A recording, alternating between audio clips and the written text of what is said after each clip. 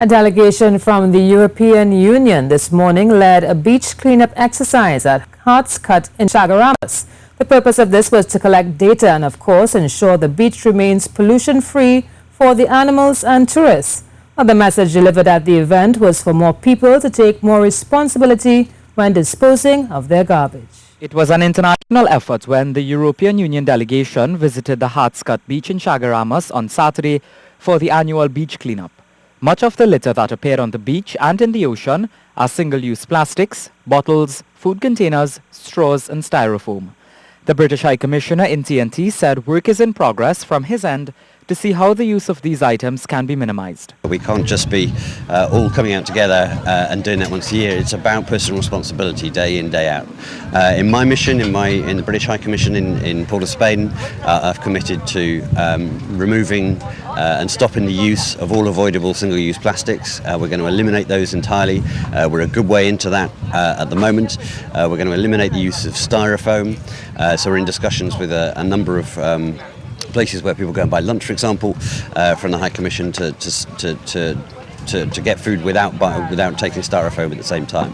People also need to be aware of what they use and how they dispose of it, because it can have an effect on food and tourism. I think this coastal cleanup initiative is really a good idea to create awareness about the problem, so that people can see two things. One, how big the problem is, but also to see that a lot of people who care about the situation are willing to do something about it. Hence the beach cleanup, to collect data and... Each group collects the data and records it. From experience, this area, what's prevalent is plastic bottles and glass bottles. These are and usually some fishing materials, because people generally come here after parties as well as come here early morning and fish.